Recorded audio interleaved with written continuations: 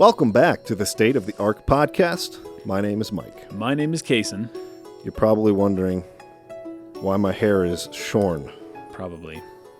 Well, it's really simple. I got a haircut. The end. Because there it is. That's the story. No, I got a haircut because I was going to a funeral over the weekend.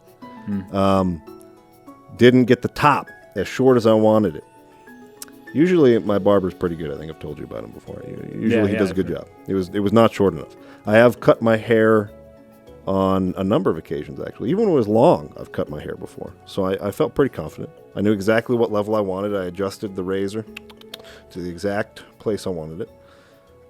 Start going. Take the hair out. Dump it. Yes. Put it in, adjust it.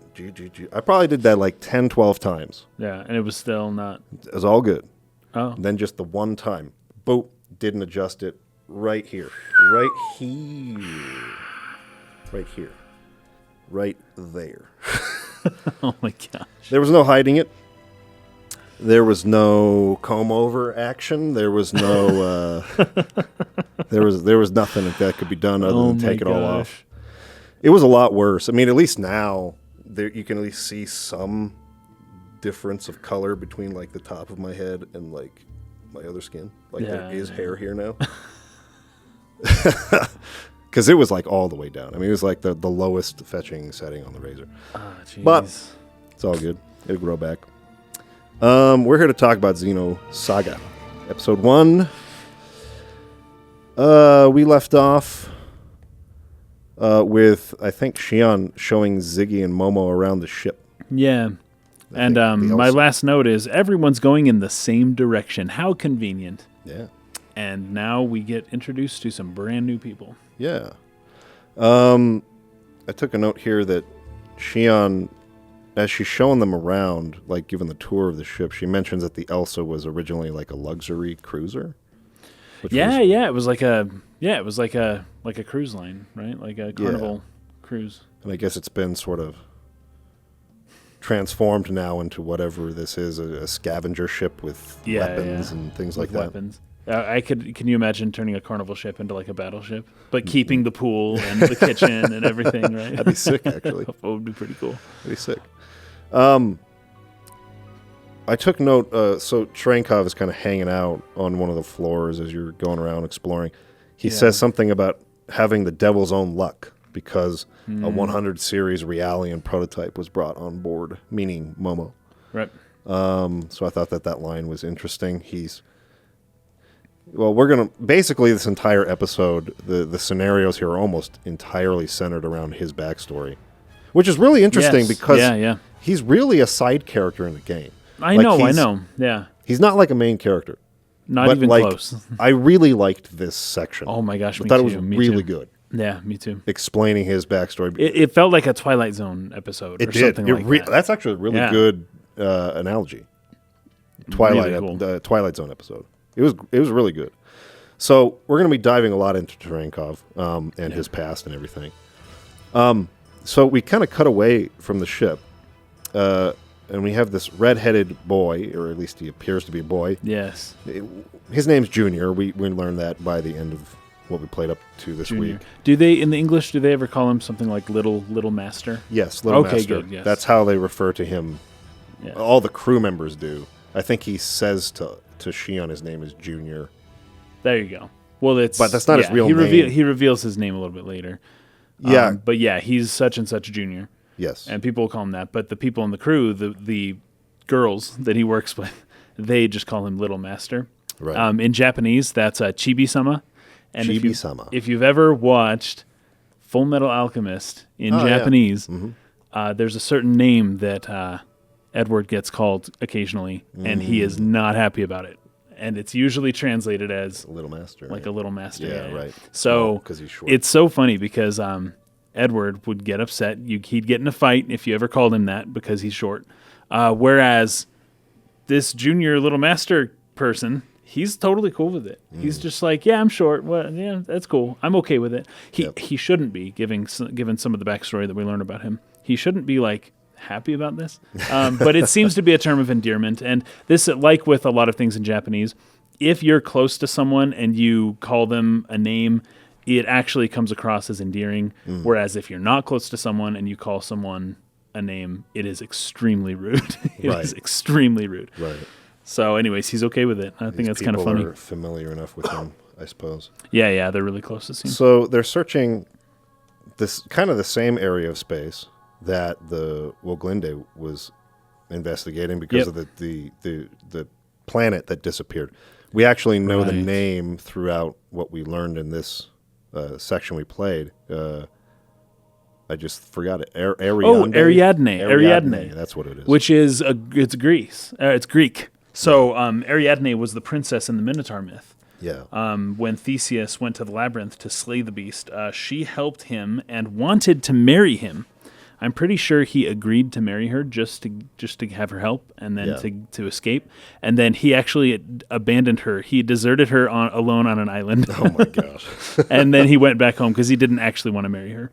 Jeez. Yeah, it was pretty brutal. But hey, he lived. So those old stories are. So I know, dude. They're so jacked. They are. But she was a little conniving, she was a little bit, because she knew she had him in a spot where it's like he was going to die, the Minotaur was going to kill him, and she's like, if you marry me, and he would never have done that, so he probably felt cheated to begin with. Sure. We're probably not going to get to this episode, but there's another kind of old fairy tale, folk tale, one that I had never, actually there's two we'll probably get to one of them today. Well, the Song of Roland. Song of Roland. Yeah. The other one is it's translated as the Child of Mary, but it's Marienkind or Marienkind or something like that.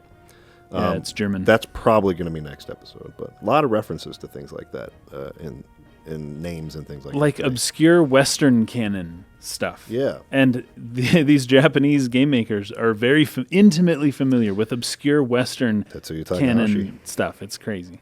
He loves it. No. Okay, anyway. They're exploring that area of space where Ariadne disappeared. So I've got some dialogue I took down here because there was kind of a lot where they're going back and forth. The best way to find out would be to ask the person who's hiding it, referring to the planet, like where the planet is. Right. Some person is hiding it. Someone's hiding it. And that's the thing. It's not so much that the planet got destroyed. It seems as though the planet just disappeared. Right. And there's no debris of the planet necessarily. Mm-hmm. There is debris that they're searching through of the ship that got attacked by the Gnosis, but there's no debris for an actual planet. Right. And so he's saying that, it was hidden and not necessarily destroyed. Right.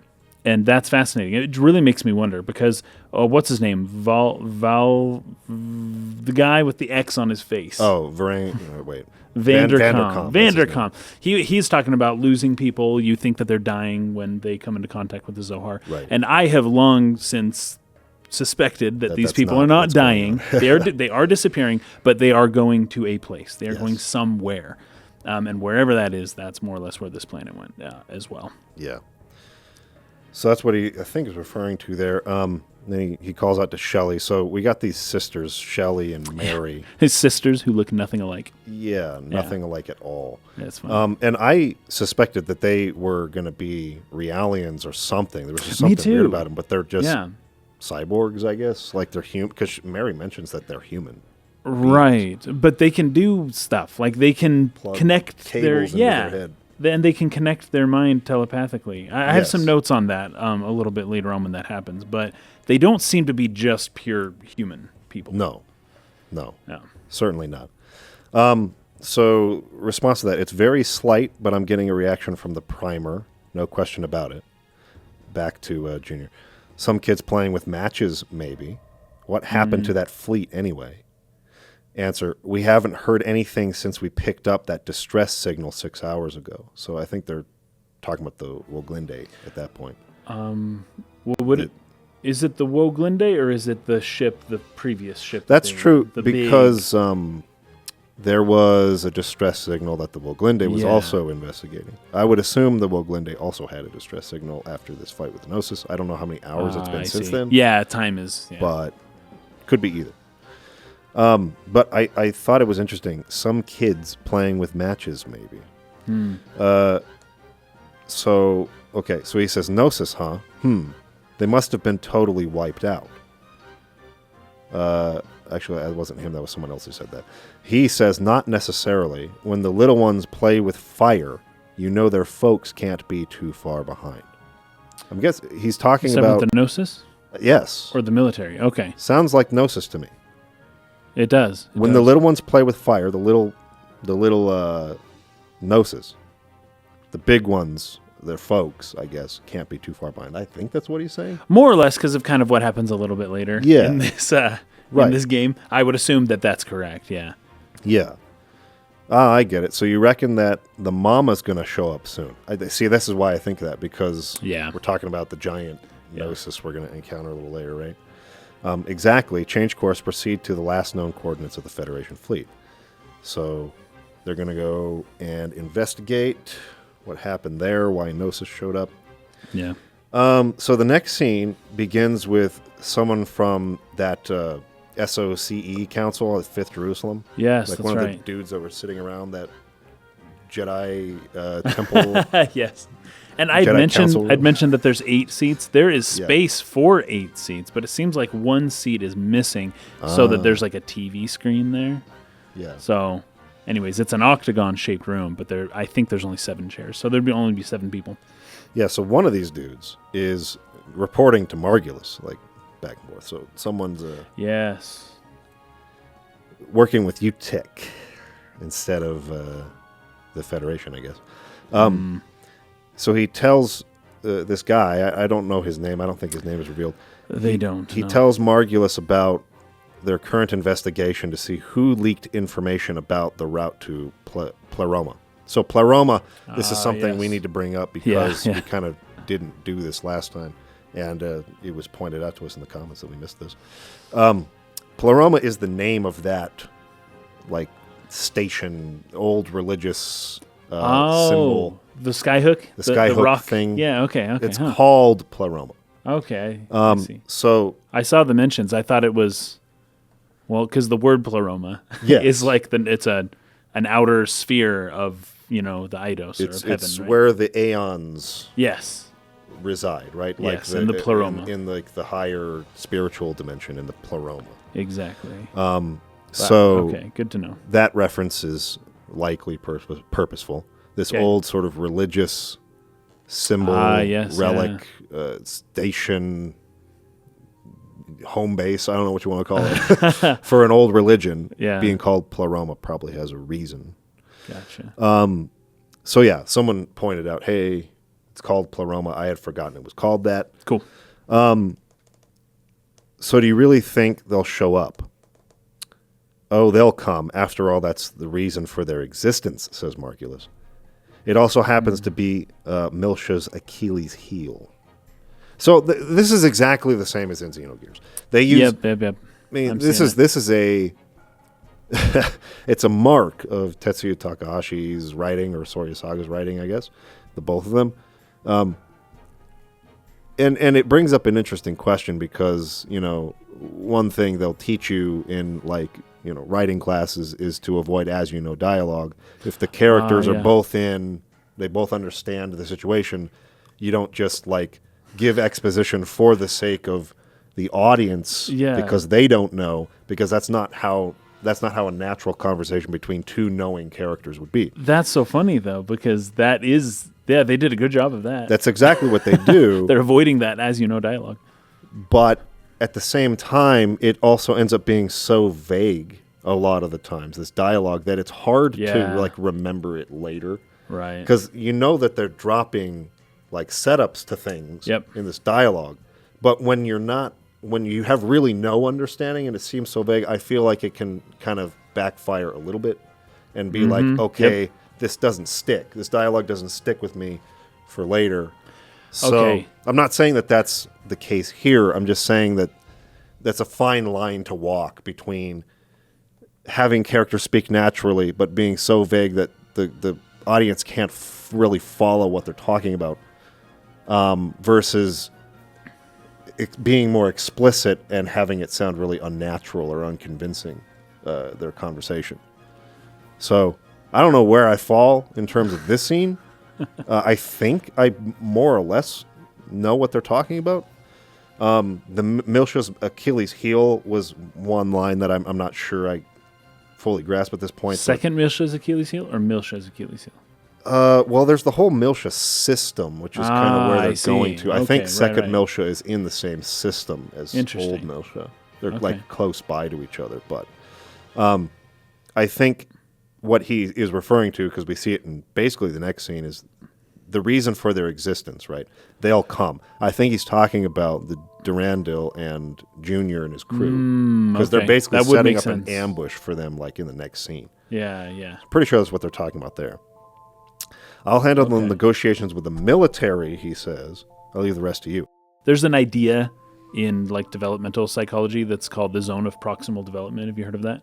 I think I have heard that term. I don't remember, though. It's like when you're raising a child, you find the level that they're at, and you like internalize it. You figure out their exact level, and then you speak to them or you teach them one level up from wherever they're at, right? And that's considered the zone of proximal development, right? Imagine when we play video games, imagine us as the children, right? And imagine the developer as the parent. Yeah. And then the developers are like, okay, this is where they're at because this is what we've revealed to them. If we give them one level above what they understand, then that's the zone of that's the Goldilocks zone, right? If you tell them that, as you know, I don't know. If you just tell them stuff that they already know, they won't get any further. But if you tell them too much, then they're going to be confused, right? It almost feels like this game, like there's the Goldilocks zone, and they're stretching, they're pushing it, right? They're pushing us several levels beyond our current understanding, and that's not conducive. It is conducive for multiple playthroughs of a game, but it is not conducive for the first playthrough to actually get a good handle on exactly what's going on, especially knowing. Or not knowing which parts are important, which parts specifically should you focus on. Right. But I thought I'd bring up the idea of the zone of proximal development because I think for video game developers, that's really what you're doing. You've got to put your players into that zone, the zone where they can best experience something like flow, something like, where I'm hitting it, or I'm still progressing, but not too fast and not too slow. And it's a Goldilocks zone. It's not easy to do. Yeah. And this game, I don't think they even really try to do it. You can't play it too safe. You've got to lead people out there, but that includes this kind of stuff, which is difficult for people to follow. Yeah, I mean, that's true even of gameplay systems and things, right? You don't want to dump it all on them at once. Exactly. Because that's overwhelming. Little by little, But you don't want to also tutorialize things 10 hours into the game. You don't need to tutorialize a mini-map anymore, I think. Oh, sure. That dots, kind of thing is just everyone knows that. Everyone knows how that works at this point. It's really intuitive. I don't think you need to explain that with paragraphs of text. Yeah. So, I mean, there definitely is sort of a line to find. And that's a good way to put it.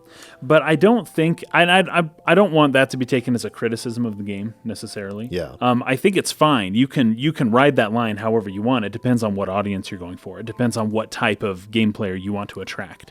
And people who are more mystical, people who are more inclined towards the mysteries and all this stuff, they're going to appreciate it. They're going to love all of these layers and layers of mysteries that are being added on before we've even solved the first mystery. Right, yep. They're going to love it, and it is conducive to multiple playthroughs, so I just want to make sure that wasn't a criticism. That was just a general critique that meant for you to take it into your own video games if you design them. Yep. So after that call... I'll handle the negotiations with the military was the other guy who said it. That makes more sense now. Oh, the Jedi Council guy? Yeah, it wasn't Margulis who said that. So at the end of they'll come, it's the reason for their existence. That part's over. I think they are talking about the crew of the Durandal. Then the other guy says, I'll handle negotiations with the military. I leave the rest to you. Then Cherenkov calls. And he says that the Zohar was lost to the Gnosis, so the Gnosis grabbed the Zohar. That's what we were seeing when it was sort of floating into the cloud. Yeah. So the Gnosis took it. But I secured a 100 series Realian prototype. I did something good. Margulis is like, stop going beyond the scope of your mission. Just get back here. I don't care about that. Cherenkov's hard to read, but I we'll find out more about him soon. Yeah. Now, I don't know if you noticed this. And actually, it's funny to me because there was something else we played recently where they kept messing up L's and R's. Oh my gosh. What was that? It might have been Xenogears. It might have been Xenogears, where the spelling was almost always flipped for the R's and the L's. It was always flipped. I want to say, yes, I want to say that because remember, was it Gebler? Yeah. Gebler was what it was called. I think it was called Gebler. Yeah, Gebler then was that's the name Gebura. Yeah. But Gebler. It was something like that. I believe it was Xenogears. I believe it was. Yes, because they keep saying Preloma. Oh, really? Pleroma. They say Preloma? They say Preloma. And it's not... Puroroma. Yeah, like Cherenkov says it, and then like Ziggy says it later. It's like 3 or 4 instances where they say Preloma instead of Pleroma. Oh, dang. And so... I didn't catch that. It made me think that they must have, in the translation for the script, but they write Pleroma in the subtitles. But they say in the spoken... Preloma. Well, often the audio is recorded. Well, I don't want to say that necessarily. Sometimes they will record the audio for the script before they've actually programmed the words into the actual game. Yeah. I know there are certain games where they record the audio like way in advance. In fact, Xenogears might have even been one of them. Yeah. Where they did that anime cutscene way before they actually had programmed the game. Mm-hmm. And so sometimes that's what happens, where like the actors say it a certain way, but like that's done, and you realize it and you change it later as in the implementation phase. But it's like, well, geez, the union rules and all the stuff around like getting an actor back out to do a retake. Right. I don't know. I wouldn't think it would be that big a deal, but at the same time, I don't know. Yeah, it was just interesting because it wasn't just like a one-time thing. Because it was the guy, the Fifth Jerusalem SOCE guy said Preloma, the path to Preloma or something. Well, maybe Preloma is another thing. I don't know. But it's written Pleroma. Yeah, you're right. So anyway, that's a mistake. That's flipping again exactly the wrong letters in translation. Yeah, because in Japanese, I mean, that probably would have been Puroroma, probably, or Pureroma or Puraroma. Yeah, however they want to say it. But yeah, it would be 2 R's. L. Yep. Anyway, and Pleroma isn't a common word. So no, it isn't. I could see. I wonder how many people translated this game. Are we aware of that? I know of one name. Don't know. I don't know if it wasn't just one dude again, right? This was probably a team. I'm sure it wasn't. Yeah. Yeah. At this point, who knows? Okay, so get the registration of the ship that signal came from. Track Cherenkov's marker. So Margulis is trying to like go after Cherenkov. Yeah. And then we get a more formal introduction to this silver-haired character we saw earlier who had met up with Margulis when Ziggy and MOMO were escaping. Yeah, when we saw the other, what was suspected to be another 100 series Realian. Yeah, looked just like MOMO. Yeah, just with gray or silver hair. Yes.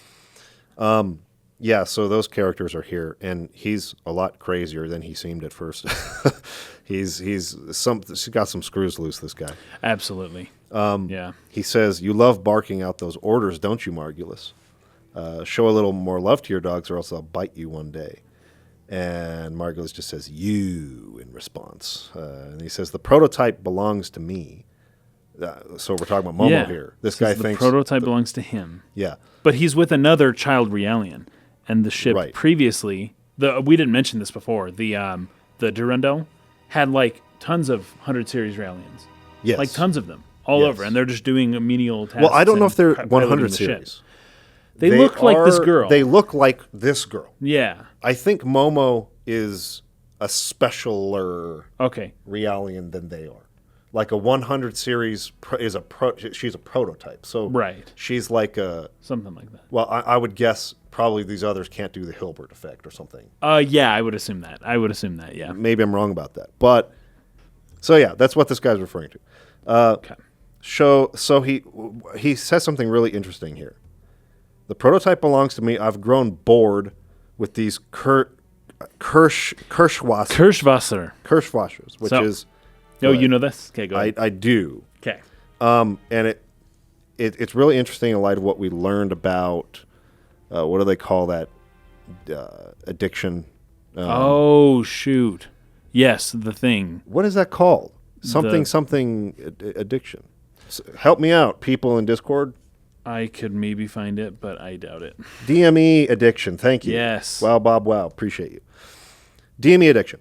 So this is it's like a type of alcohol, right? It's made from fermented in Germany. cherries. Yeah. From fermented cherries specifically. It means Kirschwasser means cherry water. Yeah. So right. yeah, but it's like a. Oh, I wrote this down. It's a type of brandy from Germany. Yeah, and it's distilled from cherries, specifically fermented cherries. So as he says this, he pats the girl on the head. Yeah. The girl that he's with, right? I'm assuming is a Realian.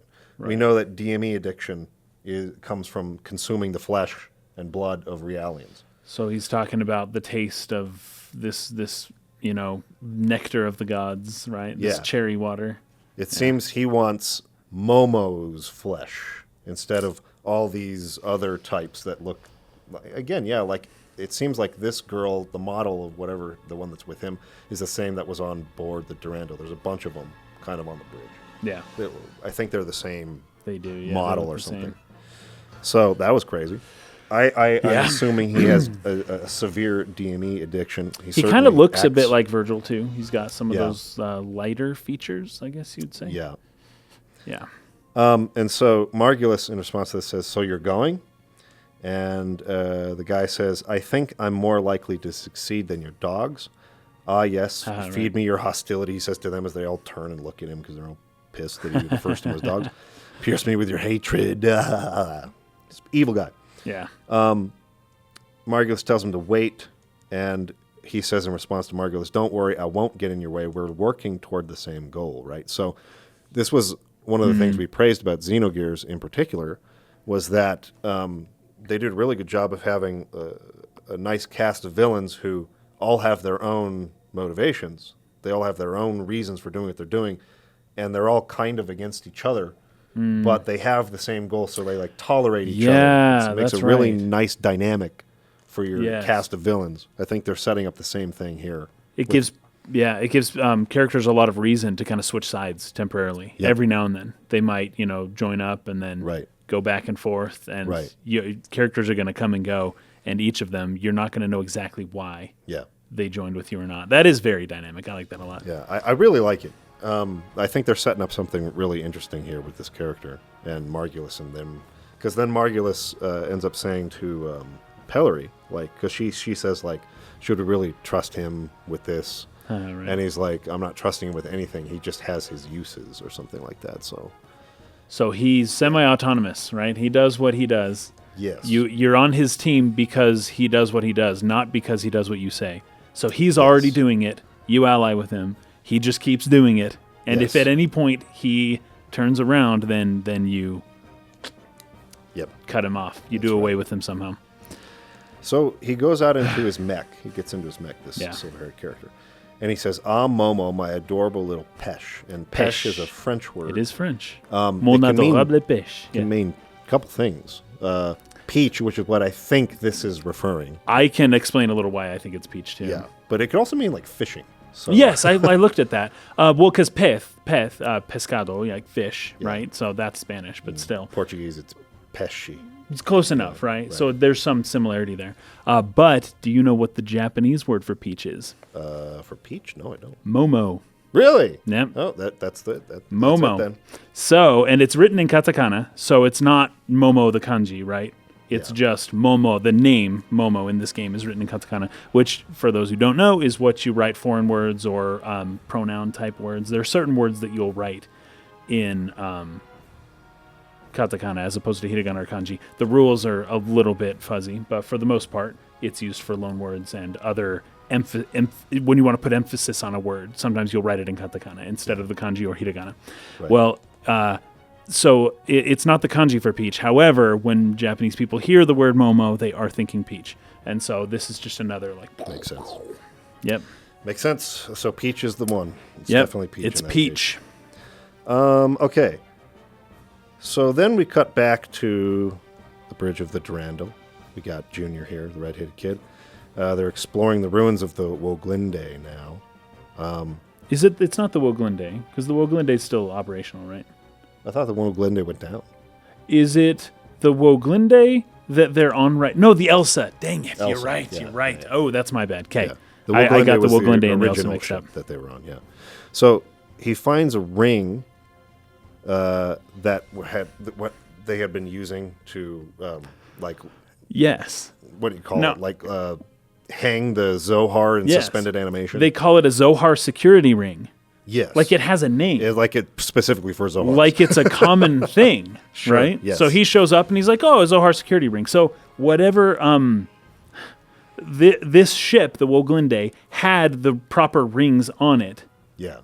For this type of work to begin with. Anyways, Right. The idea being there's tons of Zohars. There are tons of Zohars. More than one. There are lots of emulators. The ring is recognizable, right? This Right. is a ring with a function. It'd be like a nuclear control rod or something. It's like, oh, I know what that is because there's 1,000 of them, right? Yeah, right. If there's only one Zohar, nobody would know what a Zohar protection security ring is, and it wouldn't have a name. It would just be a thing like that, right? Anyways. Yeah. So TJ the Emperor brought up that Woglinde is the name of one of the Rhine maidens from the Wagner opera. Yes, right. Well, that opera is all about a ring.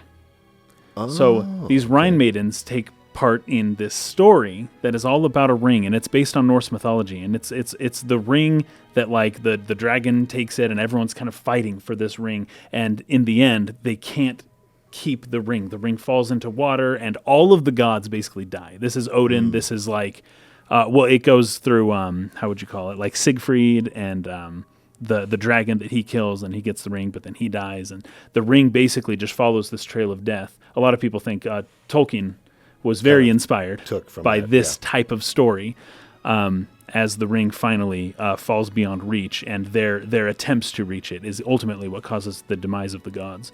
And there's a similar like idea behind that ring in that opera, and it's like that it is the industrial technology that the dream that you'll always chase, but you can never actually reach. You can never actually like attain it, right? Right. But Tolkien has similar themes with his ring, right? With industrialization and the power to do anything, right? The ultimate power and how it should not be used, right? Right. So anyways, interesting stuff. But here we are now. You come to the Woglinde looking for, and you find a ring, a very special ring. I just think that's fascinating. That's awesome. So I think the rings themselves may actually come into a little bit more play later on. Yeah. So, let's see. They find the ring. He tells Shelley, back on the ship, to set the sequence primer. He hopes the Gnosis haven't gone too far yet, because they're trying to get the Zohar back. That's what they're here for. They're here for the Zohar emulator that was on the Woglinde. Yeah. Mary asks whether he's scared of the Gnosis, and he says something interesting. He says that there are plenty of things scarier than Gnosis. As far as we know, what we've seen in this world, there's nothing scarier than Gnosis. Dude. Than the ghosts that just kill you in the night. Yeah. Right. So it's pretty scary. Okay. It's at this moment that UTIC mechs show up. Yeah, they just like beam in. They just like, and there's, I don't know, a dozen of them at least. It was a trap. Yeah. That I think Margulis had been referring to in the last scene. Possibly, yeah. So they fight them, fight them off. There's kind of an exciting sequence there where, like, he has to kind of like dive out with his mech, and his ship kind of comes back in and like picks him up. He has some pretty... I mean, like, after this, right, because all those ships show up from the outside, and they start just, like, blasting the Woglinde, right? And then they turn their cannons on the Durandal, and they start firing. And then he goes to the front of the bridge, and it's like he's sort of interfacing somehow with some kind of energy. Yeah, he's special. Console. He's very special. Oh, one thing, too, as those ships show up and start destroying the Woglinde, he's saying that they're covering up the evidence, right? So it's like, oh, they're getting rid of the evidence, whatever they found, whatever they were going to find, they're trying to cover it up now. And he just happened to be there, so he's a witness, so they got to kill him now. Right. It makes me wonder if they know who he is. I don't know if they do. Because of what he does. This ship, when he starts controlling it and he takes over, this is the most powerful weapon I think I've ever seen in all of science fiction. Until it's crazy. Until a little later with KOS-MOS when she takes out all those yes, Gnosis. Of course. That's now like... that's madness. That's wild. But his with the finesse of the Durandal and the way that it can just and its lasers like curve and hit things, and I don't know, it was something else. That was really cool. I like that scene a lot. That's a very anime thing. So for the life of me, I cannot remember. I remember I was a kid. Yeah. There was some space opera anime that I was watching on TV. I never learned what it was called. I can't find it since. But they had ships that could do that sort of like bending laser thing where the lasers like That's cool, bend around. Yeah. It's always like the coolest visual. Bends. I mean, you know, it's like you need a ton of gravity, but it's possible. Like a billion lasers, and some of them go straight, and some of them curve around onto the thing. You know what this actually reminded me of was in Guardians of the Galaxy. That guy who can whistle, and then the arrow shows up and just like kills like hundreds of people. This kind of had that feel to it a little bit. It was really cool. And also, I think, is this the point where then he goes on the offensive and he attacks? Yeah. And so they start retreating the ships. Yes. But he's like, I'm gonna teach them a lesson, right? Yeah. Now the ship looks like a sword. Yes. It is named after a sword. Durandal is the sword of Roland from the Song of Roland, which is a really interesting poem. A French poem. Yeah, French poem from like 1,000 years ago. But I did not expect him to use it like a sword to stab another ship. I thought that was really interesting. That was really cool, man. Yeah. I love that. I think that was so cool. And it's like a flying sword, right? So you've got the angel, because the wings that kind of are like going in a circle around it. Rotates around. It looks like a hilt or something. Yeah, it does. But it's a hilt that looks like angel wings, basically. Yes, right. It looks like wings. And so you've got this flying sword, and it just curves and goes through the space, and it stabs into another ship, and then they use it like pirates. They get off using the entrance at the tip of the sword after it stabs in. It is the coolest thing. So... Yeah. And that's how they end up boarding that ship, which they go around and explore. This is kind of the next dungeon that you do. I didn't take a ton of notes from this section. Their goal there is to reach the mainframe and take some data from this ship. But along the way, there's a room where they have like some screens, and there's like some schematics on there, a diagram of this robot called a T-Elos. I don't know if you saw that. Yes, I did. I have lots of notes on it. Okay, go for it. I have lots. Because I'm assuming give me a sec. that I have to find it first. This robot T-Elos is going to be... This is definitely a plant. This is like a setup for something. As soon as I saw it, I was like, okay, this is something, man. Yeah. So as we explore Utik's mothership, we see a screen with the name T-Elos on it, and designs for a type of body or armor or a robot of some sort, something like that. So telos, it's a Greek word. It means an object, like an objective, an aim or a purpose for something. I wonder if it's a secret design for someone we will meet later on. There is a sign up there that looks like Taurus, the Taurus sign. And if you feel like the Camry logo for the car, or the Taurus is basically, it's a circle with like a half circle above it, so it's like bull horns. Yeah. It could also be the alchemical symbol for bismuth, a brittle metal with a light pinkish color. Either way, since we saw the symbol for Cancer earlier, now seeing the symbol for Taurus could follow suit. We may end up seeing more astrological symbols, and they all mean different things. So that's what I got there for telos. So it's an objective, or it's an object. It's something like a telos is like a purpose. Yep. So I'm definitely expecting that to be a boss later or something important. Something. Or an ally.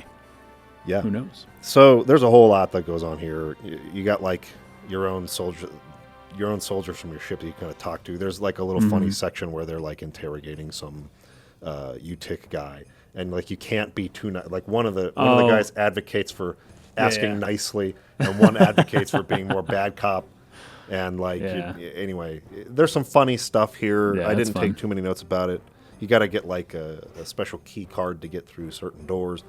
But eventually you get back to or you get to the bridge of the ship where the mainframe is at. This is what they're after. Real quick, Junior, when he's running around with his robe, it looks like I feel like I'm playing a Harry Potter game. And as Harry Potter's robes float behind him, if you've ever played any of the old Harry Potter games, it looks just like this. It's so funny. It's totally true. So he touches the mainframe. Junior touches the mainframe terminal. Yeah, he shouldn't have done that. Yes, that's right. No, the girls told him not to. Yeah, the girls Mary, came in and they were like, okay, we got this. You don't touch a thing. And he just walks right on up in like 3 seconds flat. He's just like, and he touches it. Yep. I couldn't tell if he was in a trance or if there was something weird pulling him to it, or if he's just an arrogant little. Yeah, I think he's just arrogant and wasn't being careful. That's more or less what I assumed. I was like, dude, come on, man, come on. Yep. But it activates this big mech that ends up being a boss fight. It's like a spider, the scorpion robot from Final Fantasy VII. When you're in the... Or that one from 8 that chases you down. Oh, yes, at the beginning. Yeah. Something like that. So after that fight, Mary puts a wire into her head. And this is why I was thinking she must be a Realian or something like that. But she reveals that she is human and that her sister is Shelley. I guess they're both human. And they just have a special connection. Yeah, and right? She can interlink with her sister's mind. She can interlink directly into the... So I'm guessing cyborg of some kind, but... Yeah, so I've got this. They interlink with each other, but they're humans. And the little master can telepathically talk to the Kaiser. They say this as well. The Kaiser. And so they're like, oh, we have a special link, but you do too. You talk to the Kaiser sometimes. And he's like, yeah, I know, it's really annoying. I have to control my thoughts because I don't know if I'm going to send him stuff. Right. So... we've just been introduced in a very interesting way, I think, to a whole unique concept that is nothing like our world or anything that's possible in our world. And they're kind of just flippantly just mentioning it, and then they move on, right? But it seems as though that this little master can just telepathically send information back and forth to somebody. A Kaiser. A Kaiser, well, it comes from the word Caesar, right? But it means like a king. So he's like connected. This little master, he's not just like some joker scavenging looking for something. Not only based on the power of the Durandal can we tell like, whoa, this is different. This is a class above everything else. But he is directly mentally linked with a king of some sorts off somewhere. So this is an important person. I don't know what I thought of him at first, but now I realize this is a prince of sorts. If the being like... way overpowered didn't give it away, then this should have at this point. If somebody's overpowered, they're either royalty or they're like an outcast rebel, you know? It's like no one in the middle. Okay, so... I actually have tons of notes. She's like keep downloading the mainframe's data.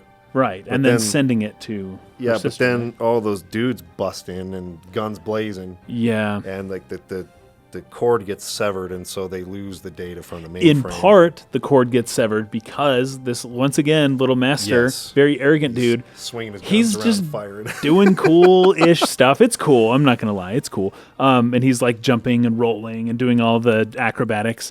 And then he just kind of directs fire in the wrong way. They blame him for it, basically. Yeah, it's more which or less, I thought was interesting. I don't know that it was his fault necessarily. He just like took out all these people, and that was pretty cool. But then I guess it's like, oh, he was too flashy. He directed fire. He wasn't thinking. He wasn't aware enough of what was going on. And that's the reason why they lost the data. So we have 2 points to go on for this character being acting very rashly in high-stakes situations and not really caring that much about it, right? Right. So maybe like a sort of Han Solo type character, except in a 14-year-old kid. Yeah, right. So well, his entire feels a little funny. It was not lost on me that his entire crew, I guess, except for the soldiers, the entire bridge crew are all women. That's true. That's true. So that's funny. Actually, that's fascinating. I didn't think of that because we also see all the Realians, and they're all the girls. So that's funny. Do you have a note before we get into what Mary says about him? I actually have 100 notes. Okay, we skipped over a couple things. Let's so I wrote here real quick, and you mentioned something. I'm pretty sure. So I said it looks like there are Kirschwasser Realians on this ship too, as well. Yeah. I assumed they were 100 series Realians. Okay. I don't know if that was in the text or not, but that's what I wrote. I wrote, so they're also 100 series, but MOMO is different, I gather. So it could be that they are 100 series, but MOMO just has something special about her, despite being a 100 series. I don't know. So,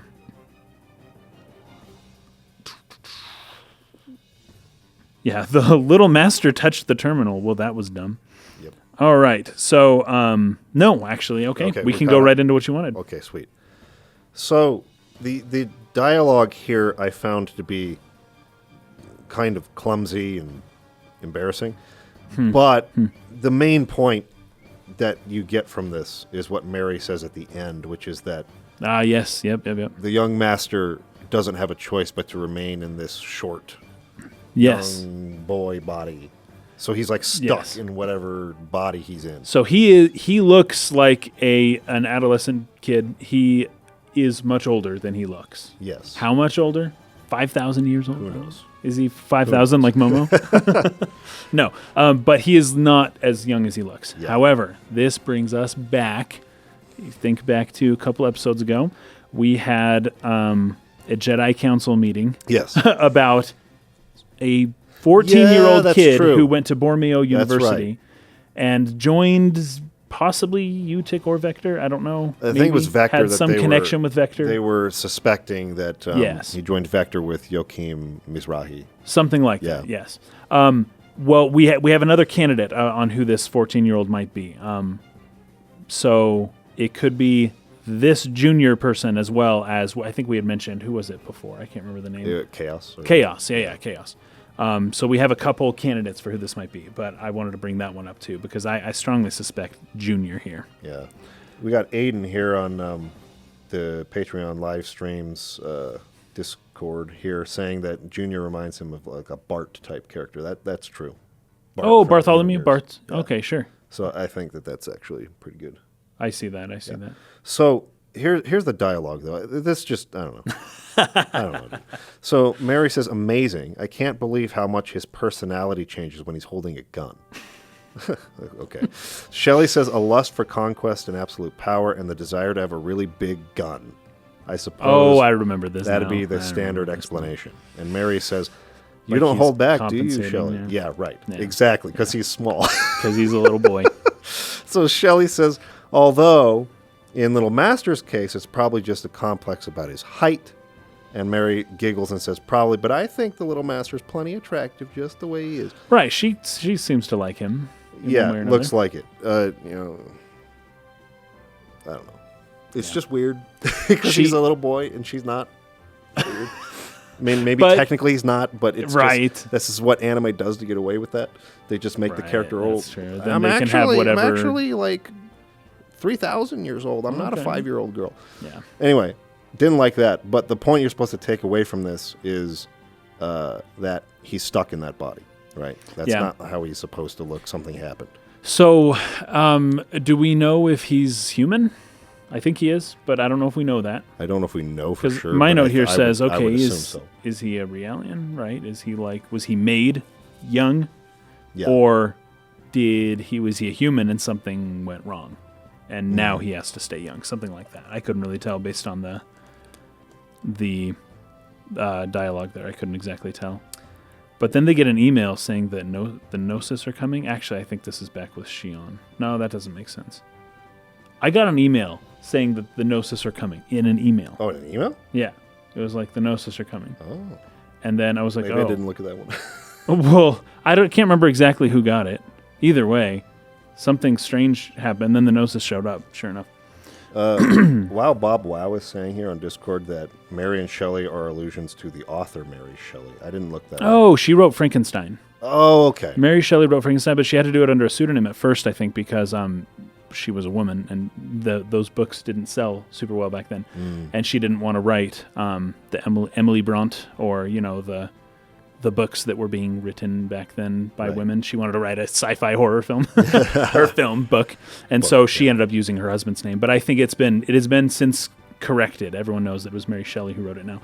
But I don't really see the connection with Frankenstein yet. Not yet. That's true. Okay. Not yet. I will look. Of course, Frankenstein is the name of the doctor. Yes. Not necessarily the name of the monster. Right. Yeah. So in that case, maybe there's a connection. We'll have to see. Thank you for letting us know that. That's cool. Appreciate it. Okay, so now we cut back to the Elsa as it approaches this dock colony. There's a lot that goes on here with Cherenkov in particular. So Cherenkov is gone. He's off the ship, and apparently he went to look for a charter flight. So he could leave. He was talking directly with, was it Margulis? Yes. And he's been, I would assume that the Elsa has control or has some way to monitor signals that are outgoing and incoming from the ship itself. But Cherenkov's having these really secret conversations just like right there in his little room. Yep. So my guess is that nobody really knows what he's doing. But he's arranged something like safe travel so that he doesn't have to stay on the Elsa. Right. Possibly because he knows that something is coming. Right. So Matthews says that this is not a good thing, though, because of what happened in the past on this colony. And Cherenkov doesn't know this. Right. He says that because he's not a real commander. Yes. Right. You have to understand this. Yes. He's not a real commander. No. He's a phony. He doesn't actually know that much about the position that he's in and the military and all of that. Right.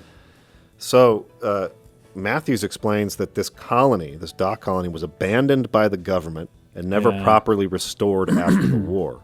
The people here haven't forgotten how violent the military was, though. So anybody who shows up in a military uniform, people are not going to like that. Right. It's going to be dangerous for that person. It mentions that this place is not dangerous if you're a civilian. It's pretty dangerous if you're from the military. So they get worried, and they have two parties that they split up. Hammer is supposed to go with Alan, and then like Shion's going to go with Chaos and Ziggy. She goes to get Ziggy in particular because he's a cyborg and he's strong. Yeah. I don't know if you saw this part. When you go to talk to Alan, he's like in the mess hall kitchen area eating. And he just like keeps eating and eating and eating, and he's like not talking to you, and is stuffing his face. And Shion's like, "Stop! Like choose to eat or talk, like one or the other." And he like won't stop. He's like pissed off about something. And I think even Chaos says something like he's taking this pretty hard, and I could not remember what it was he was upset about. The only thing I thought it could be is that when Hammer and, because I think we might have skipped this too, when Hammer and Tony get in their argument. Yep. Hammer kind of gets like frustrated and like takes his frustration out on Alan and says he's useless or something like that. The only thing I can think of is that he's upset about that somehow. Sure. But like Alan, for some reason, like doesn't want to give Shion the light of day as she comes to ask him to help them find Cherenkov. Yeah. And I don't know what Alan is so mad about. Well, maybe he has no presence. Maybe that girl. Maybe he really liked that girl who was, and but she didn't know he existed. Oh, you're right. He likes Shion. I forgot about that. And she has continually been she knows who he is, ignoring him. She did tell him to stop crying over spilt milk, though. That yes. But that was before. You're right. I can't actually recall. I don't remember exactly why he was upset. Yeah. So in my note, I'm just like, what's he so mad about? I don't remember. Yeah. So. Maybe somebody in Discord can remind me, or someone in the comments, but I wasn't sure what he was so angry about. But he's pissed and he doesn't want to go. So Hammer takes off without him. We then see a scene where Cherenkov is being surrounded and approached by a bunch of like dock workers there. They're like see him and they're like Oh wait. I am remembering something now. When they decide to split up, I think it was Hammer who said, "Well, I guess I'll go with Alan. He doesn't seem to be that useful, though." Yes, he does say that. Yeah, maybe that's why. Yeah. You'd think Alan's used to hearing that. But maybe not. Maybe Alan's like, "Oh, these guys." Maybe Alan's going to snap soon. It seems like something like that shouldn't deter Alan from caring that Cherenkov's in danger. I agree. Enough to make him be like, "I'm so pissed, I'm not going to go." So I don't know. It was just weird. But he might know something. Okay. So you're kind of going around exploring this colony. There's shops and NPCs to talk to, kind of a lot going on there. Next time we see Cherenkov, he's getting beaten up by these guys. Yeah, he's in an alleyway. And Hammer sees this from a distance and runs away to find us and let us know what's going on. But before the scene ends, this is where this Cherenkov story started to get like exceptionally cool to me. Oh, absolutely. Yeah. The Aleph symbol. The Aleph, yep. Lights up on his forehead. So, what does that mean, right? I took it to mean that he's like a contact of sorts, because that symbol is on the Zohar. It's on the emulator. That particular emulator. That emulator, yes. Because this is kind of the first scene for next episode of the podcast. But the different Zohar emulators have different symbols on them. You're right, yes. They have different Hebrew alphabet characters on them. And in the scene coming up with Cherenkov in a little bit, when he goes to level 8, reconditioning for his personality, he has the Het. He has a different. I symbol noticed that. in his Yes, head. the het. Yeah. So And Het is 8. It's the 8th letter of the Hebrew alphabet. So he was Yeah. going to level 8 reconditioning. But why Aleph? Aleph is the I know first. that confused with the flashbacks, the differing letters and him reverting. It's possible that he has all of them, and that depending on if he's using a power or not, or if he's doing something, or if something's controlling him, that is the letter that will show up on his forehead. What was even more, and we're way ahead of ourselves. I know, I can't what believe was it. even I'm very more sorry, confusing to me was that at level 7 personality reconditioning, it was Aleph as well. I know. I saw that too. You're right. Yeah. So I don't Because know. I was trying to read into what it means, and I'm like, oh, it doesn't mean much. I don't know. It's got to. Oh no, it definitely has Got to. I just don't know what it I is. couldn't figure it out either. Anyways, the Aleph symbol lights Yep. up in his forehead, almost like when he's pushed to a certain limit, right? Like this thing. And I believe I know the reason why. It's like part of the... We'll get to that later. We'll explain it later. But Yeah. when he's like pushed to a certain limit, it's like this thing lights up in his head, this Aleph symbol, which is the same symbol that was on the Zohar emulator that was on the Woglinde. Yeah. That particular one. Right? Yep. Markings on the forehead are used in multiple places in the Bible to show somebody who is either deserving of life or death. This is a common thing within the Bible. It depends on the markings, right? So in Ezekiel, the ones who are marked on their forehead, they live. But in the book of Revelation, the mark is of the beast, right? So either way, it's a marking. Cherenkov has been selected one way or the other.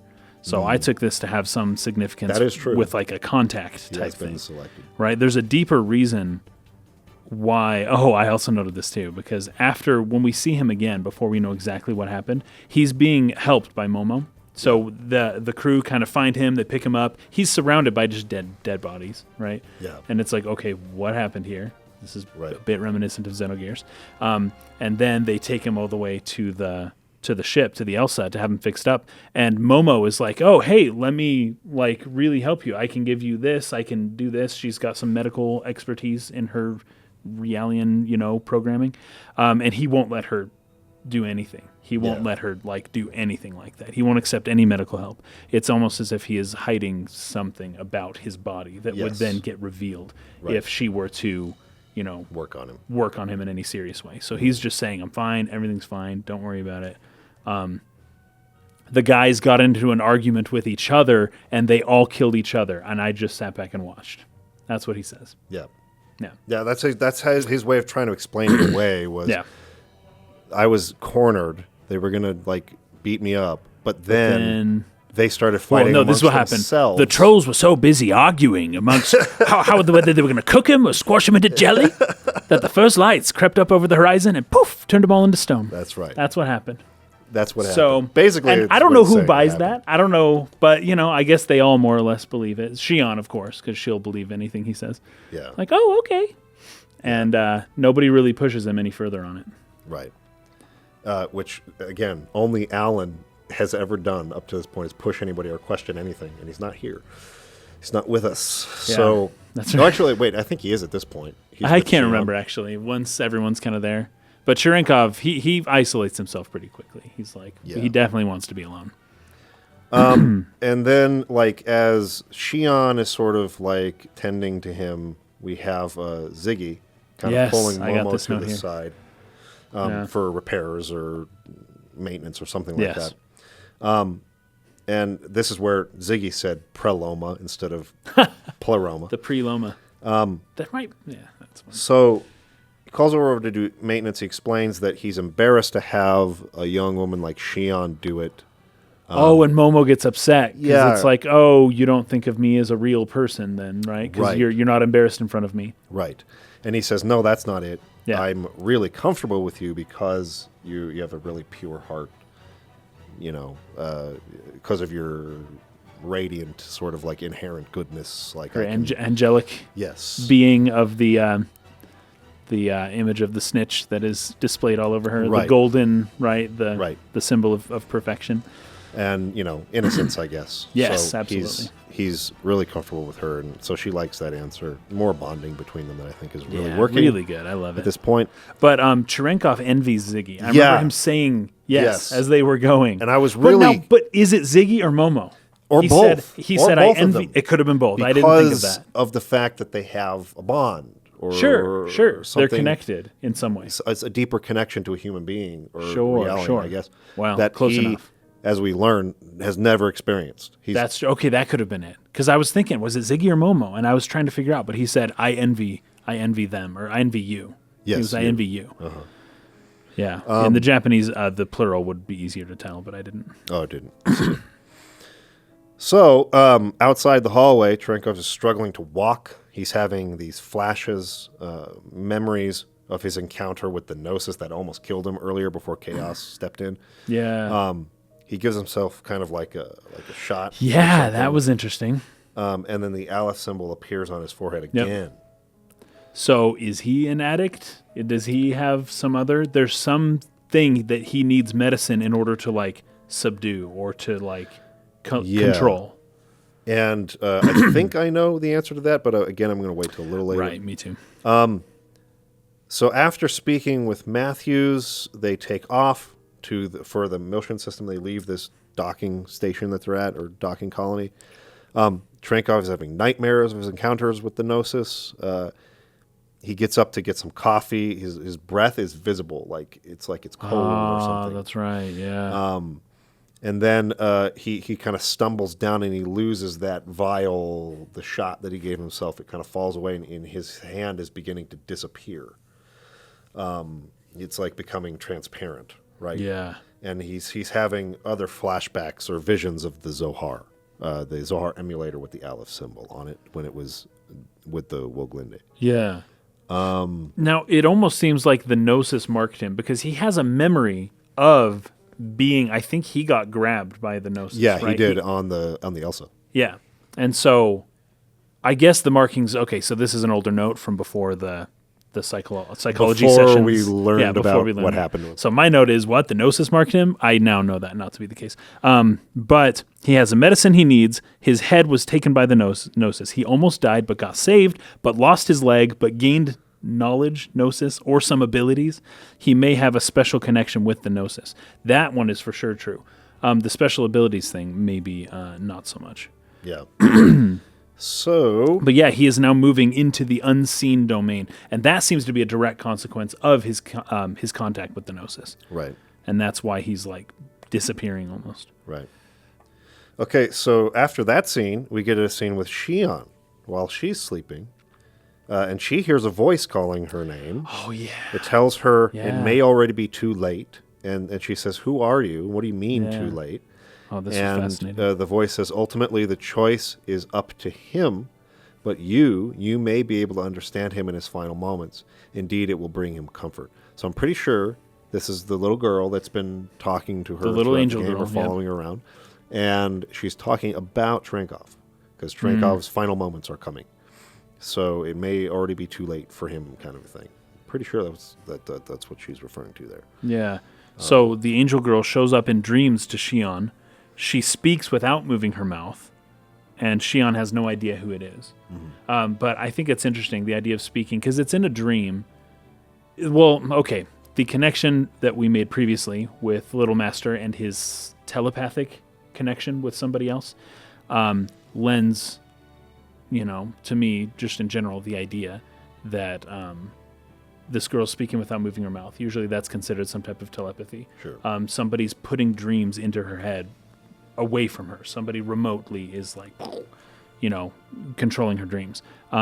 So this may have a connection with the telepathy. That this is the first time that I've started to think that this girl in her dreams might be somebody somewhere, not just like an angel or a memory or something like that, but a person somewhere else who is like telepathically doing this. Yeah. I think that's a possibility now. Yeah. So she wakes up. Shion does, from that warning, I guess. There's some turbulence going on here in hyperspace. KOS-MOS ends up explaining that there's a powerful force that's affecting the ship from outside hyperspace. Yeah, that's crazy. Something's trying to contact them, and if it persists, it's going to drag them out. Yep. And everyone's, okay, what's that going to mean? Like, what's going to happen? And then everyone's hands start glowing this kind of purple energy shade. And then the ship begins to glow that same color. And then the ship is, wham, just like brought straight out of hyperspace. Without a gate, right? Without a gate. Crazy. Straight into just giant freaking field of Gnosis everywhere. Yes. And not just the ones we saw from earlier, the smaller or maybe ship-sized ones. Yeah. But this freaking massive one. Yeah. Giant, like planet-sized Gnosis. Yeah. And so I think Shion says something about the only one that the Federation had ever known or classified as being that big was called like the Cathedral ship. Yeah. Or something like that. Which is crazy. So I'm pretty sure that that's what this thing is, the Cathedral ship. This is the Cathedral ship. Gnosis. And they begin being pulled in by its gravitational force. And next thing you know, they all kind of wake up and they're inside of this thing. And they're outside of the ship, right? Yes.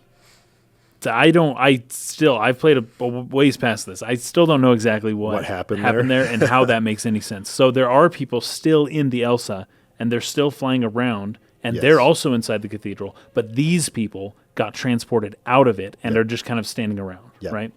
Now, in this place, you're seeing like street signs, and you're seeing parts of buildings, and lots of English text. Yes. And it's basically the planet. What's the planet called? Ariadne. Ariadne. It's Ariadne. Yeah, because they have you come up to so it's Shion, Chaos, Ziggy, Momo, and KOS-MOS that were brought here, and they're kind of in your party now as you're exploring the inside of this Gnosis. This is a really long dungeon. Yes, really long dungeon. Sorry, I forgot to mention. Back when they were on the Elsa, Shion told KOS-MOS to initiate an ultra-wide-range Hilbert effect, which brought all of these Gnosis into reality, right? Reality. And into so our dimension. That way they can actually stand and interact physically. Right.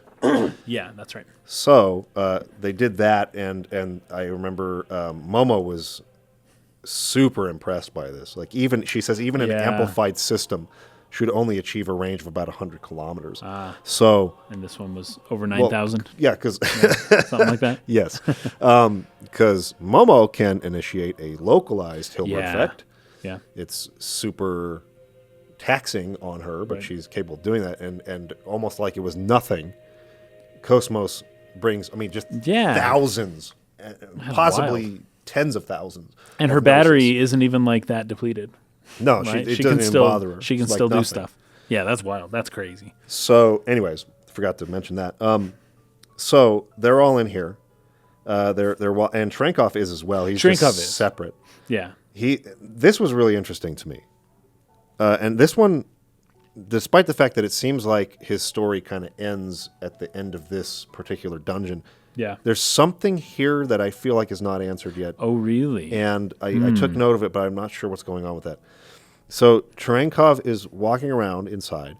He finds himself on Ariadne, the planet. He says, like, Ariadne is impossible. Like, this planet disappeared. Yep. Or it vanished. He walks forward. There's all these people. They kind of disappear, and it leaves behind this door frame right in front of him. Ah, yes, that's right. And he walks up to it, and he opens it, and it's like it's a portal to another place, which is like this battlefield. Now, here's the part that's really interesting, is the first shot we see there is of a little boy standing on this battlefield. People dead everywhere, battle happening. But then it cuts to Cherenkov as like an adult soldier on this same battlefield. I don't know if that's supposed to be him as a kid that they're showing there, or something like that. I couldn't quite connect. I may have something later what that shot was for. The shot of the little boy before they show Cherenkov in the midst of that chaos. Interesting. I don't know that I have much to add to that, but we'll see.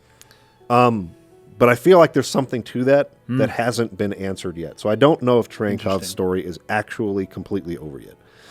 But we're going to learn so much about him and his past here, and like some of the terrible, terrible things that the Federation, like laws, learn more about the Recycling Act, the Life Preservation, or whatever they call it, right? Life Recycling Act. And they basically performed lobotomies. Right. Right? And they just try to, using your DNA and your psyche, they try to change who you are. Yes. Yeah. Some really interesting sci-fi concepts here that I thought were really cool. So, we cut back to the Durandal before we get to that. The ship is sounding an alarm. So the Durandal was not... They haven't met up with our characters yet, so they were somewhere else, right? They were trying to find the Zohar inside of the Woglinde. So they're scrambling to figure out what's happening. The dialogue here is distorted wave patterns detected in the quarantine hangar. I'm guessing on their own ship. Raising attract inhibitor output in all Sector D compartments. UMN traffic detected across EPR radar. Something's beaming resonant waves through hyperspace. So things are going crazy. They're detecting basically probably the Hilbert effect that Shion did, or that KOS-MOS did. And so they're going there now. Okay, so then we cut back to Shion inside the giant Gnosis. They find a sign that reads Ariadne Central Shopping Center, which is crazy. So this planet that disappeared ended up inside of this Gnosis. Yep. This is where it's confirmed that the things disappearing are not being destroyed. They're going somewhere. And in this particular case, they went inside of this cathedral ship Gnosis thing. Yes, it's like the planet itself became a Gnosis. Yes. Right? Or something like that. So that's crazy. Right. I actually didn't think of that. That could be what it is. Something I don't know. like that. That's more or less what I was thinking. And that this is the Gnosis planet where the Gnosis live. And anyways. Interesting. Yeah, who knows? So as they're wandering about, Shion sees the little girl in her mind's eye again. She's telling her he'll be gone soon. You need to hurry up. And that he'll, to understand him will bring comfort. Yeah. Right. Yeah, I think that's it. So it will bring Cherenkov comfort to be understood in his final moments. Right. So he's disappearing. He's dying. There's nothing we can do. We just need to go be with him as this all happens. Yeah. Okay, so then we see Cherenkov wandering through darkness. We see some flashbacks to him during a time when he was on trial somewhere. The dialogue here is really interesting. It could be said, this is his lawyer speaking, his attorney. Yes. It could be said that the circumstances surrounding the defendant actually qualify him as a victim of the life recycling law. Therefore, is it right for him to be the first victim of a capital punishment system that had been abandoned for thousands of years? So she's defending him. He needs to pay for his crimes. But with the advancements and progress that we've made in science and psychology, certainly there can be another way he can repay society rather than capital punishment. So let's talk about the Life Recycling Act real quick. I thought I had it up here. Species preservation, which is related to... Related, yeah. So the Life Recycling Act, I think we were a little foggy on this in the last episode when we talked about it, so I want to kind of clear it up a little bit. The Life Recycling Act, also known as the Life Recycling Law, which is what the attorney referred to it as, was introduced by the Galaxy Federation in TC 4590, approved and implemented not even a year later in TC 4591, which is about 177 years before Episode 1. Oh, okay. So not that long. Well, a while, but in the scheme of things. Yes. Not too long. Over 150 years ago. Yeah. As a means to recycle the bodies of the dead. Those who had registered to be donors in life had their bodies recycled and turned into cyborgs by Ziggurat Industries, such as Ziggurat 8 or Ziggy. However, they were resurrected as weapons with their human rights stripped from them. Yeah. Also, recycling was interpreted as extending the effective utilization of genes, and the bill was seen as including human clones and genetic and cranial nerve modification. The Life Recycling Act resulted in life recycling variants, which is what Cherenkov was, as well as the Species Preservation Act. So these people were brought back to life, but they no longer had human rights. They were like property of the military, and the they were used for clandestine operations and stuff. Yeah, and they were changed. They weren't the same person. Right, they were modified. That's right. Yeah. So they would give them like new memories. They would like prevent them from accessing their former self. They'd basically be like somebody who just went through amnesia, right? Yes. And it's just like you're a clean slate. You do as you're told now. And specifically designed, in Cherenkov's case, to be a soldier. The sort of drive to kill. That's was right. like That's embedded into him. Yeah. So that's why his attorney is defending him here. He's a victim of this Life Recycling Act. He can't control that sort of urge to kill or whatever. We made him that way, is basically what she's saying there. So the Species Preservation Act came as a follow-up to that. It is a Galaxy Federation law enacted in order to revive the human race, which had degenerated due to the harmful effects of the Life Recycling Act. So this Life Recycling Act had, in a large way, screwed up with the diversity of genes. And so, like, it was causing a problem with people being able to have children. I know that there's a scene coming up right after this where the only reason he ends up marrying his attorney, he gets what do they call it? Right. His personality gets sort of like reprogrammed or whatever. Sure. Yeah. As the punishment for his crime. Right. But like the only reason she ended up getting with him was to be able to get a license to clone herself, basically. And he's talking about, why can't we just have like a child of our own? Like, I don't understand. No, are you kidding me? Like, would I pass on your jacked up, messed up, like stupid mutant genes to like someone else? You're like crazy. Like, you're pathetic for thinking that anyone would want that. I only did this in order to get the license to clone myself. So through human cloning and this Life Recycling Act, bringing people back to life and messing with their genes, they've kind of like almost endangered the human species. And so that's what this Species Preservation Act is about. So enacted in order to revive the human race, which had degenerated due to the harmful effects of the Life Recycling Act. With the passage of the Life Recycling Act, people pursued their ideals and came to ignore the basic nature of genes to add diversity in species. People became in danger of extinction from the smallest changes in environment, because when a group of one species adapt to only one environment, they have all the same weaknesses. So that's the difference between the two things, and so now that we've got that cleared up, that's kind of what they're talking about here. Let me come back here.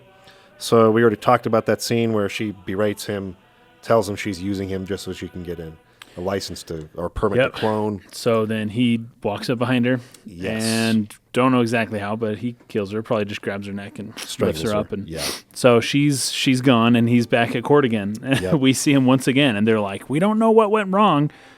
Something's up. It's still not his fault, but he's resisting this new programming we're giving him, right?" So they basically gave him a lobotomy. Yes. Yet it didn't work, so they have to do it again, right? So, anyways, they go to another level. It's like yes, he was at level 7 personality repurposing or whatever. Now they're going to level 8, which at this time is the official highest level. Right. And so the reason they're doing this is and this is where we see the symbol that gets kind of burned into us. We saw it before with the Aleph symbol. On the 8th level, it's the Het symbol. Yeah. And I pulled up some things that this might mean. I'm sure you looked at it too. I did. Because I thought it was the Hey at first. Yeah. But the lines connect, and so it's the Het, not a Hey. Hey being one of the words of Yahweh, right? One of the words of God. Or one of the letters. Oh, never mind. I'm not connecting it. Yeah, I don't get it in here either. All right, but maybe I'll have to bring that up. I looked into time. it, but I didn't come away with much, so I kind of just skipped over it. I wrote here the Hebrew letter Het appears on his forehead, and that's it. Yeah, the really only solid connection I could find there, but it doesn't even really make sense given that Aleph appeared on level 7, is that Het is the 8th letter of the Hebrew alphabet. Sure. And this is level 8. That was like the only semi-solid connection I could find. Is it possible that this has happened many, many, many times, and we were just seeing the first reprogramming at first, and now we're seeing the 8th, and they just skipped all the other numbers? But I thought they said 7. I specifically 7 as the remember punishment. something like that. Yeah. But Yeah. one thing I do remember about reading up on this symbol is it's a symbol. It kind of comes up and over and down like this. It almost looks like a door frame. Oh, yes. Which is a door he went through earlier in his life. So I don't know, something connection there. There could be. But then also, kind of the Passover. It's like the blood on the is where this kind of symbol.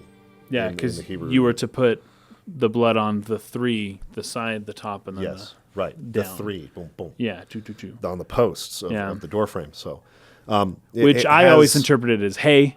But it could be Het as well. And Het, it may be Het. Anybody who speaks Hebrew, please tell me. I thought it was one of the letters of Yahweh, but it could be Het. Well, I think it can also symbolize like new beginnings. In a way. Well, a doorway is an entrance and an exit, right? It's both. Right. So, yeah, that makes sense.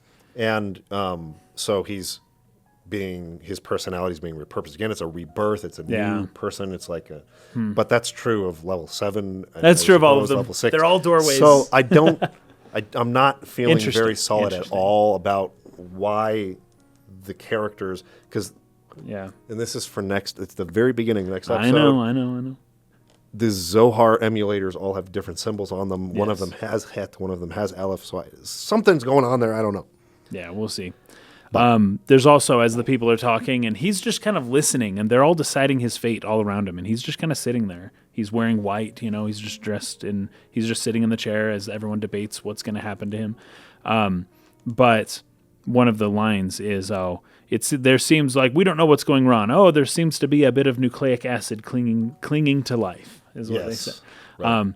And that's the selfish gene. That's the theory. We talked about this in Metal Gear. Metal Gear Solid. But the idea that the genes are what are clinging to life and trying to be sent down through the generations, and that they are resisting, and it's not, anyways. It's just, that was a fun little nod to Richard Dawkins. Yeah. So then there was a little girl. So after this, what happens here? One thing I wanted to bring up is that at level 8 personality reconditioning, they say the defendant, number 12584's human rights shall be revoked, and henceforth the defendant shall be treated as a life form belonging to the Federation. According to current law, this treatment grants the bearer the same rights and privileges as those of a Realian. So he has no more human rights. Citizen. Yeah, he's like been kicked down on the pegging order of society there. Yeah. So he basically he's property to the Federation at that point. Wow. And so yes, now we have the scene. Yeah, where he's walking through. After the trial, they let him go for the 8th time, I'm thinking. I don't know. And they're just like, everything's fine, this will work. And he sees a girl. The girl's just chilling, not doing anything wrong. Yet he hears in his voice a callback to Xenogears. he hears, what he sees is the girl calls him trash, right? Garbage. Yeah. Garbage. Yep. And he also sees his ex-wife's head. Yes, on the girl. Yeah, and he's thinking, "Oh, did she?" I don't know exactly what he's thinking, but I guess that's not the point. I'm pretty sure this girl is the clone.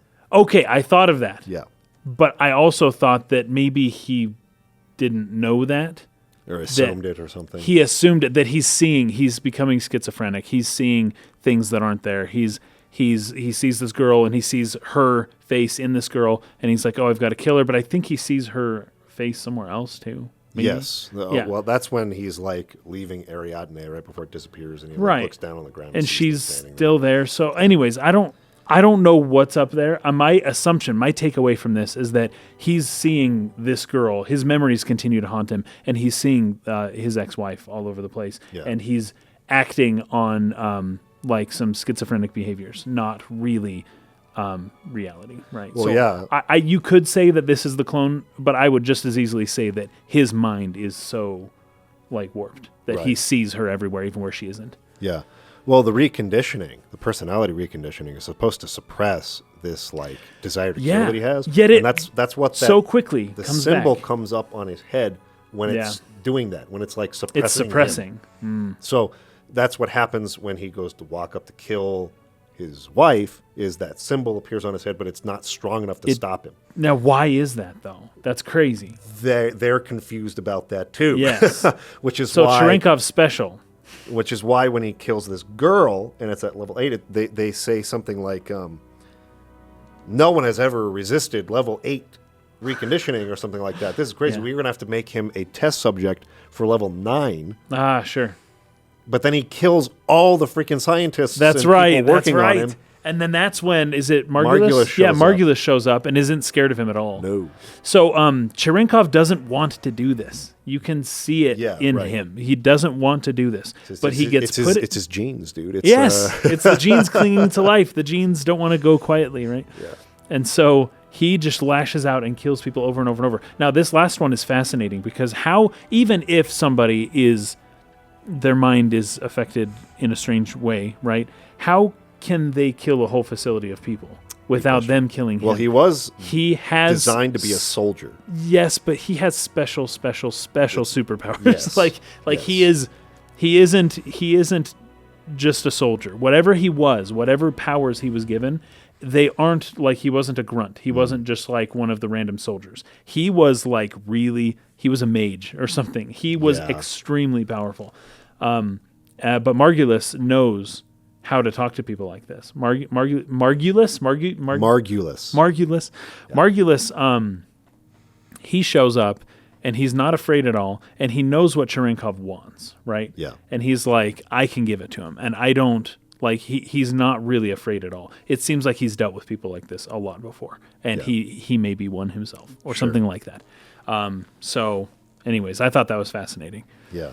One thing I also kind of forgot to mention is all these people, particularly the soldiers who were part of this life recycling act, right? Yeah.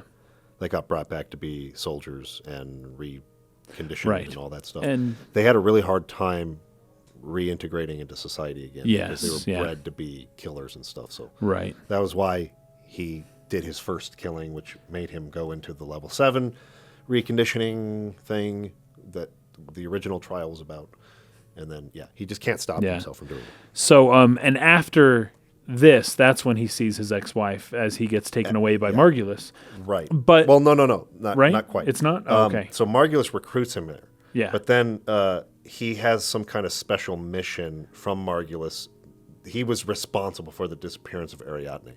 Oh, yes, I'm aware of that. Ariadne. And that's why he keeps having these flashbacks of more or less Ariadne, right? Right. So this whole Gnosis thing was for him. It was like for him. Yeah. And so they pulled him out of hyperspace just for Cherenkov.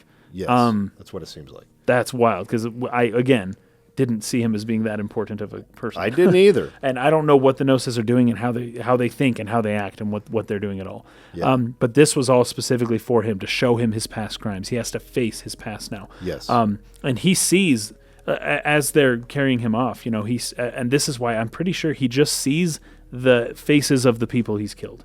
He sees their faces, and that's why I assumed that wasn't really his ex-wife. Mm-hmm. He just sees the people he killed all over, all the time, everywhere he goes. So, he's having a hard time. Yeah. So we cut away from that to go back to Shion and group again. I noticed that there was one room in here. So I think they get... there's a room here. It has like an elevator in the center. Yes. Yeah. This is totally designed like Shavat. Remember Shavat in Xenogears? The Citadel. The one up, you go up high. The elevator. Yes. And then like they have that circular sort of like platform around it. You go to the different rooms. Yes, I remember that. It looks almost exactly the same. Okay, cool. Interesting. I don't. It's probably just coincidence kind of callback to it, but yeah, I thought it was pretty interesting. It looks exactly like the same room. So they go down that elevator. But actually, before this, I feel like they came to the center of... They did, because... and they found that giant Zohar-looking thing. Huge, and it's like black. It's like dark. It's like they found a huge with dark... like organic material on it. And this one has the gem. The gem in it. The turquoise gem. I thought maybe this is the original Zohar. Yes, that's what I thought too. But I don't know if it is. because it's freaking massive. But once again, when you think back to the very beginning of Xenosaga, I don't recall exactly how big that Zohar was that got beamed in. Yeah. The scale kind of, Doesn't seem as big. you lose the scale. I wouldn't think so, Could but be, though. maybe because you don't see a person standing next to it. Like, I have no idea how big that thing was. I didn't think of it as being this big. Yeah. That's just the camera work, though. Like, maybe it was. I really don't know. But it definitely looks like it, at least with the gem. It doesn't have those Hebrew alphabet markings. It has gems. The gem. And that was my first thought. This is the original Zohar. Like, Yeah. this is it. And for the life of me, I cannot figure out how Shion does not see the resemblance between that thing they're looking at, which she just calls wreckage, like random wreckage Yes, inside. yeah. That's a freaking Zohar, man. and here's the thing. As I mentioned before, she has the Zohar shapes on her body. Like, her uniform is designed around the Zohar. Everything that they do is designed because of the Zohar. Yet she seems to not know much about what a Zohar is. They are, yeah. But they have the colors of the Zohar, and you see this all the time. You have her, well, I guess it was her specific eye color. But you have like her collar, right? It is the exact shape of the Zohar. So it is strange to me to see that something that influenced their culture so heavily is so absent from like recent memory. Like they don't know about it. Yeah. And I can see it. I'm not saying that it's impossible. Sometimes people still carry on symbols centuries, millennia later on, and then it's like, well, they don't have the original meaning anymore. They don't know what it meant. They don't know what it was. Sure, yeah. Right? That happens. And so this could be one of those things. But I assumed that they still knew what they were because at least the government still knows what it is. Yeah. Margulis definitely knows. Yeah, and maybe people really do know, but for whatever reason, she doesn't recognize it as quickly. I don't know. It's interesting. Yeah. So anyways, from there they have to go down because they detect that the Elsa is close by, like 300 meters below them or something. So that's why they get on that elevator and go down. Let's see here. KOS-MOS proceeds forward, and Shion tells her not to go off on her own. She's commenting on how she didn't program her that way. KOS-MOS identifies... Oh, this is the Zohar emulator, the one with the Aleph symbol on it. Is in this room. Yes, yep, it's here, and it's much smaller. Yeah, so KOS-MOS identifies it as the Zohar emulator that was stored on the Woglinde. Yeah. Shion doesn't understand how KOS-MOS can even know about this because she didn't program any of this into her. And this is where Cherenkov enters and reunites with them and says, you're the creator of that thing, and you didn't even know that.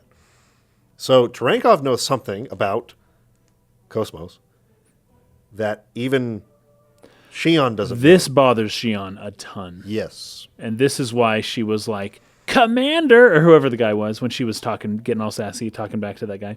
Yeah.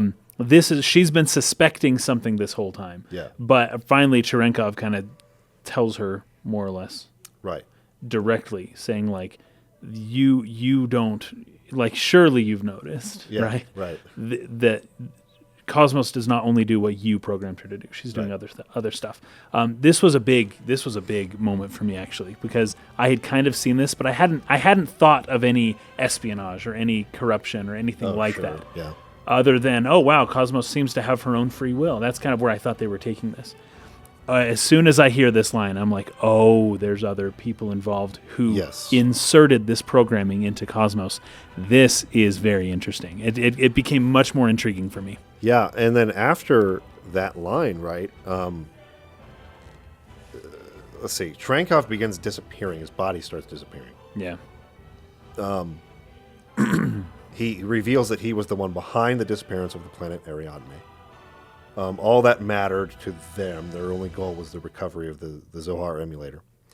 He starts kind of seeing things, and he's like swiping at the air and stuff. But Shion says, did Kevin do this? Did Kevin program this into KOS-MOS like behind my back? Is this the KOS-MOS that Kevin wanted to create? So she's suspicious now of Kevin. We only saw Kevin in one scene in the game so far. It was way back on the Woglinde. Yeah. We don't really know what happened to him after the Gnosis attack. He kind of came in to talk to her, and I don't know what I'm going to say to KOS-MOS when she wakes up. Well, just say, what was it that she told him to say? Like, good morning. Good morning, Ohio. or something like Ohio that. gozaimasu. Yeah. And he's like, oh, great. Now, that may have more significance knowing this now. Kevin being like, I don't know what I'm going to say to her because I inserted faulty programming into her on purpose. It's like, okay, maybe there's a little more substance to him being nervous about her waking up and not sleeping for days. And it wasn't really about what do I say to her. It was more like, how do I atone for what I've done? now we're assuming he's guilty right now just because Shion suggested this. It could not be Kevin. It could be somebody else. Sure. But yeah, that's kind of crazy, right? Yeah. Okay, so Cherenkov is swiping at the air. He's just like, no, stay away from me. And there's like this kind of purple energy. I think it comes from the Zohar. It's at least in the room. It kind of swirls around. It starts swirling around and like hitting or colliding with him. And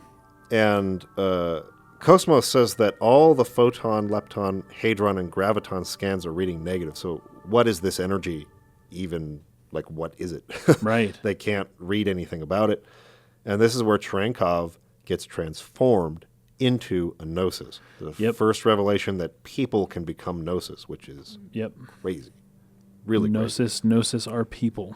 That's crazy. Gnosis are people, dude.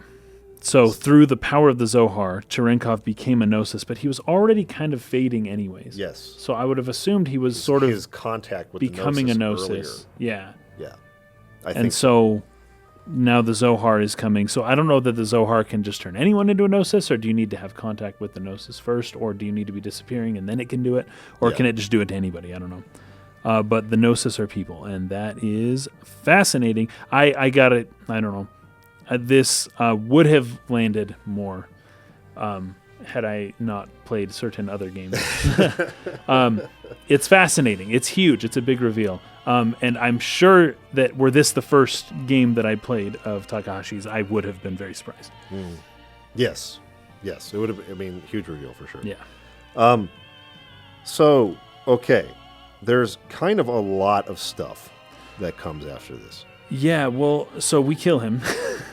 Yes, right. And there's like, I actually just said refer to the script because there's so much dialogue. I did here. too. I just wrote this scene of Cherenkov's memories is, and then I don't know what scene it is. I forgot. It's like after he gets killed. So let me scroll up a little bit here. Yes, that's right. It's once we kill him.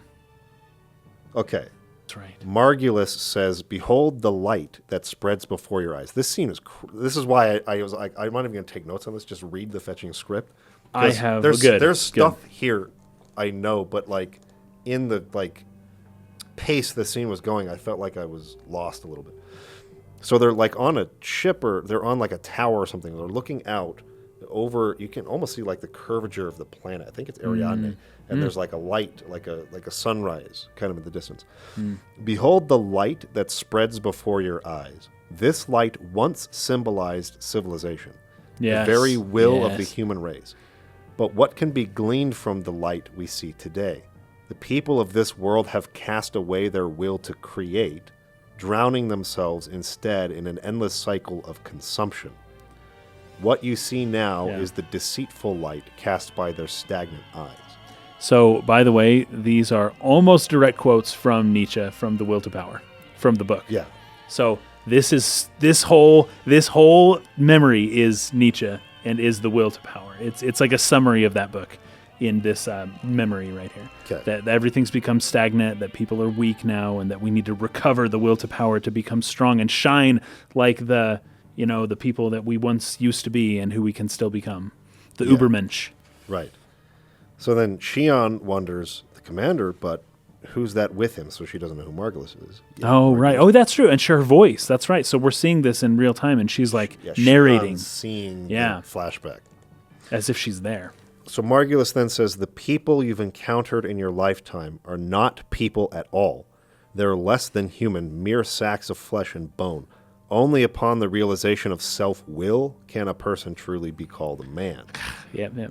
Yeah, right. Nietzsche. You chose to reject the false light, refuse to succumb to their lies. That's why you never faltered, even after all the personality reconditioning. So Cherenkov was the Übermensch, and that's why he was able to resist. Yes. Right.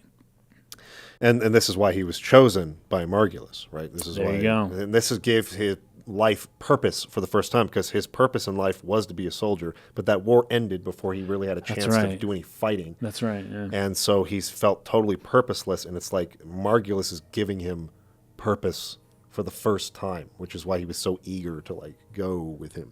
That's right. Of course, he resisted it a bit at first. They like fought, but like Margulis can like teleport around. Yeah, he like teleports and like disappears and stuff. So, yeah. But and I didn't see anything from Cherenkov that would denote superhuman abilities in his fight with Margulis. Yeah. But, maybe I missed something. So this Shion says the commander underwent personality reconditioning. And then Margulis says, long ago, man was forced to leave behind his homeland. I'm guessing Lost Earth. Jerusalem or Earth. Or 4th Jerusalem, or 3rd Jerusalem, or 2nd Jerusalem. First Jerusalem. This was brought about by the masses who extinguished the very light that drove their will. Yeah. So how about it, Cherenkov? Let us rekindle the torch so that human consciousness may once again be resurrected, for our sake and for that of our God. So who is Margulis' God? Yes, I like that. That's big. I don't know. No, me neither. But he is a religious man. Yeah. And there is a God. He is serving some higher power that he believes is a higher power. Yeah. And oh man, this dream is like just such a good summary of the Will to Power of that book, and it's so like it's just really good. It's really concise. I love it. So, It's also very Nazi-like. oh sure. I'm getting a lot of that too. I'm getting a lot of the Nazi. Of course, Nazis love Nietzsche, but still. So that scene kind of comes to an end. We leave that memory, and then Shion says, "Happiness? Were those my feelings just now? No, it must have been the commander's feelings." Yeah, she felt his feelings. Yeah. Commander, what is it that you were searching for? So what he was searching for was purpose, right? Yes, of course. So images of Cherenkov's memories appeared, and then later Shion and Cherenkov are at a beach in black and white. So they're kind of sitting. He's kind of sitting there in the sand. Yeah, black and white. I thought this was great. And Cherenkov says, "I never really existed at all." And then we see some images of his story. 36 years ago, the year after the Zohar incident, not the Zohar, but Zohar incident. Yeah, I thought that was interesting. Which led up to the Miltian conflict. I was brought into this world as a weapon of warfare. It all happened the time back then. Killing was our whole reason for existence. I don't know. I thought this was There's more of him. There's more people like him. Yes, more soldiers like him. I'm pretty sure that's what he was talking about. Like high-level soldiers. For a second, I was thinking, is he talking about all of his personalities? Because he's been reconditioned so many times. Oh, geez, that's possible. That's possible. Like, he considers himself more than one person. Yeah. But I think it's that would make sense. The other soldiers. I think so, but that would make sense that he would refer to himself in the multiple, that he was able to overcome all of their conditioning, because each time they would condition him, he would partition it off as a separate person. Yeah. And then it would just be a new person, and then it would be two people. They could never get to the core person. He just kept partitioning it off into different people. Sure. I don't know if that's it, though, but that's a way that could be what happened. Yeah, so killing was our whole reason for existence. The fortunate ones were those who could adapt to that way of life. Even luckier were those who died on the battlefield. But I was never granted that opportunity. Before I could find some significance in my own life, the war ended and I was left behind while the world went on. Images end, and Cherenkov says, I tried to adapt, but the language I spoke was so different from the rest of the world. Yeah. I thought the entire world had rejected me. With the commander, it felt like he really needed me. I saw a future for myself in the commander, or I wanted to, at least. But I had to rely on the drugs to communicate with the rest of the world. That's the drug he's doing. Yeah, that's interesting. Brings up the Aleph symbol, which is what suppresses his desire to kill. Right. Suppresses the frontal lobe, his personality, right? It was because I hadn't changed. After everything that happened, I hadn't changed at all. Now I finally understand. The world didn't reject me. I rejected the world. Shion, I like it here. This was interesting. I wanted to get your take. Yes, I love this. This was good. I'm the only living thing that exists in this place. There's nothing else. No anger, no sadness, no happiness, not even a future. The only thing that's here is me, and that'll eventually fade away. It feels good. This is exactly what I've been searching for all this time. Shion, you'll eventually find yourself here too. I'm sure of it. It won't be much longer. I know. I can tell. Then he kind of disappears from the beach. Yeah. What is your takeaway from that? Oh, well, He's looking for isolation. Yes. And eventually disappearing or fading away. So he's come to terms with his life. He's okay with dying. I got that for sure. Yeah. I also got something along the lines of like a Nirvana type situation, or maybe like almost like a Garden of Eden, where it's just everything is like good, but not relative to anything else. So it's just neutral, right? Yeah. So there is no higher lower. It's just like, and he's alone. It made me feel sad for him that his life has been lived in such a way to where nothing is better than anything else that he could have had. And like what he wants isn't necessarily, because you could say that some people find purpose and meaning in like family or something. Well, that just didn't work for him, and I'm sure after his ex-wife explained to him his genetic situation that he would be like, okay, I'm not going to have kids. Like he would, and that option is just gone, right? It's like, okay, I'm not going to force somebody to live like me. But then, to have all the different avenues of ways to find a meaningful life be closed off to him over and over and over, forcibly in most instances, to finally be able to just kind of have nothing would be as good as it can get for him. Right, so he's lived down in hell for so long that purgatory is bliss to him. Now, I would still say, like, well, why not share it with someone, or like, there's ways that this could be better, but I think it's just a moment of sadness that this is what he's been waiting for, and in some ways, you see Ziggy. Ziggy would love this life too. Oh, just sure. To chill on a beach with no one and be completely nothing, and to slowly just fade away, is what a lot of the people in this game seem to want. And it's funny because a lot of that is opposite of the will to power, right? So Margulis comes and convinces him to will his own existence, to overcome the meaninglessness that he's surrounded in, and to create his own world, create his own meaning, right? Create his own situation. And it seems that he is, in the end, not the Ubermensch, because he was not capable of doing that. And he wants to just become a nobody and fade into nothingness, which is the opposite of what Nietzsche would have wanted of him, right? Sure. Or Margulis, right? Yeah. And so he's letting go of that Nietzschean dream of the will to power and the Ubermensch, because he's just not able to do it. He's not able to achieve anything, so nothingness is bliss for him. That's all I got.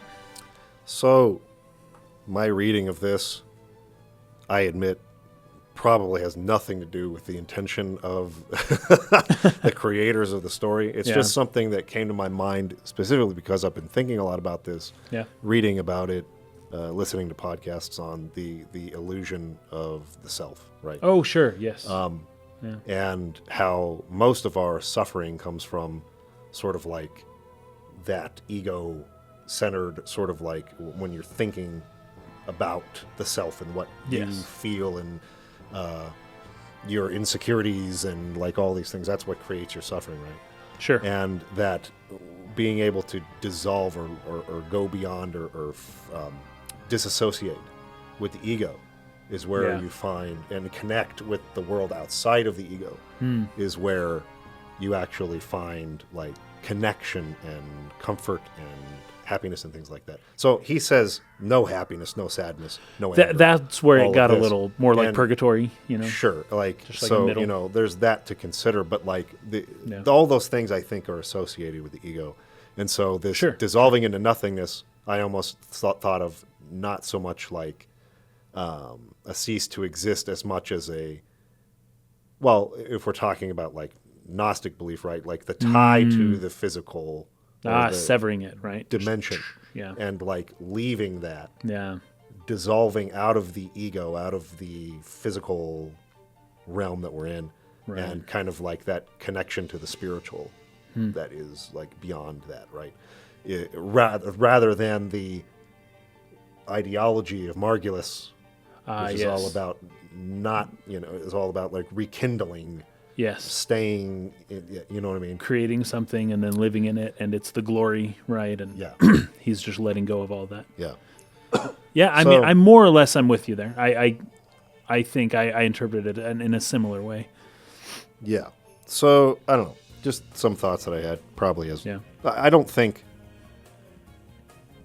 any of the people that that Takahashi was referencing with these games are people who talked about that necessarily, but it's just something that was on my mind. Well, the idea of like something like Nirvana, and you have these, these monks that are spending all their time trying to attain Nirvana in one way or another, and often what they're doing to attain Nirvana is they are clearing their mind and completely, like, they're trying to feel nothing. The practice of meditation is. Exactly. Yeah. Meditation is disassociating with ego, disassociating with past or present, and being in the now and connecting with what's around you. And to the extent that you're capable of doing that, you would experience something closer to Nirvana. The more and more you're able to do that, the more you're able to just let go and become a part of like a spiritual existence instead of the physical one. And that is something along the lines of just like nothing, like not happiness or sadness, just like, I don't want to say nothing, but like nothing that we recognize. Understand. Exactly, nothing that we understand, and more something along the lines of purgatory as opposed to the gates of heaven. Yeah. So, okay. Although I keep saying purgatory. When I say purgatory, I just mean the middle between heaven and hell, not like the technical, like Catholic definition of, or the word purgatory, which might mean like a jail. What is purgation? Purgation. Purge. Anyways, I don't know that I'm using the word correctly, but understand what I'm trying to say, please. Yeah, okay. Okay, so that's all that. Okay. Shion starts kind of crying at this point. She's kind of pulled out of this vision. Yeah. She's really upset that they've killed Commander Cherenkov. Like, what was that? Where's the commander? No, he turned into it. This is where they basically say outright he was turned into a Gnosis. Yeah, she kind of didn't know as they were fighting him. Yeah, or didn't realize what was going on or something. So Shion calls out to Chaos. What just happened? Where is he? What have we done? And Chaos says something like, what does he say? He says, like, the truth isn't always a pleasant thing to know. Yeah, something like that, yeah. Or something like that. Yeah. And even Ziggy seems to have some idea of what's going on. It's nothing you need to worry about, he says to MOMO. Right. So, anyway, the place around them kind of starts to disappear.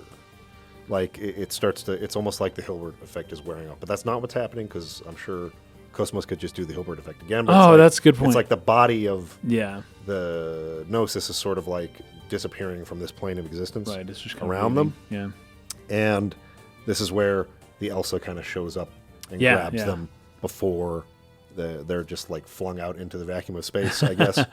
And then they leave, but then the Gnosis are just attacking again. Yes, just like in full force, just trying to kill all the humans. Huge action scene here that is really cool.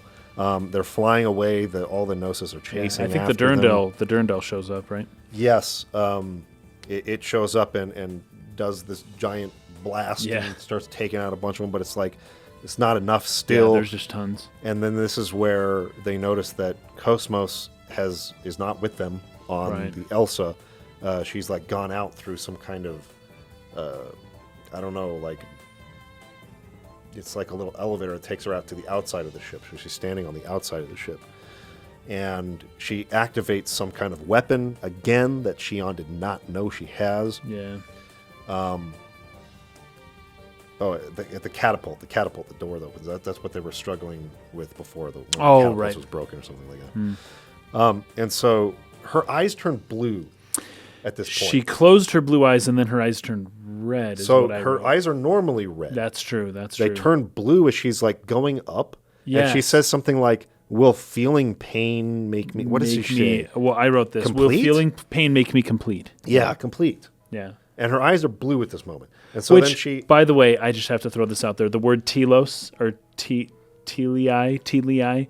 is has a translation of completeness or perfection or something. There you go. So will I become telei anyways? Well, that would be how the Greek would say. Actually, pleroma kind of means that too. It means like fullness. Oh, yes, fullness. Yeah, that's true. Or that's completeness. True. That's true. And the idea of the pleroma being where your soul is complete when you return to it, can't be, which kind of lends to what I was trying to say earlier about him fading away.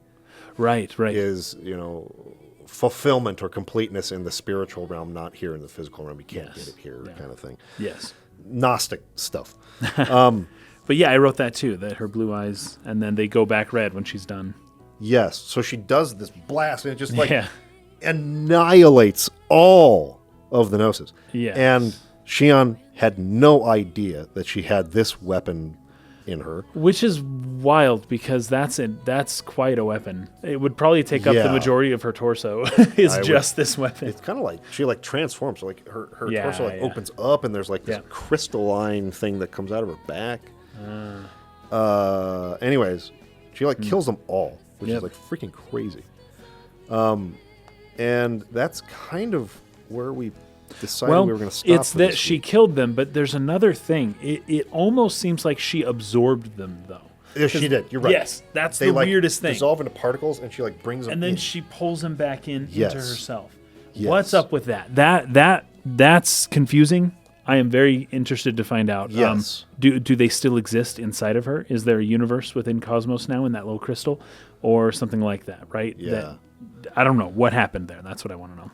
Yeah. Because they actually specifically mentioned that. She's she just absorbed all of those Gnosis into herself. Like, what is that? What just happened? So huge mystery leads us off on there. Yep. And anyways, this is where the Durandal, they sort of, Matthews and his crew, they work for this junior character. And we're going to learn more about that next time. But that's where we're going to leave off for today. So. Okay. All right.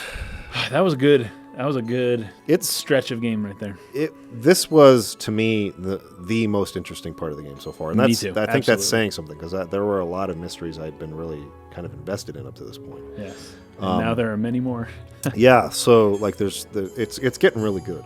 Yep. The story is really fascinating, and looking forward to next week. So thank you all for watching. We appreciate you, and we'll see you next time. Peace out. Peace.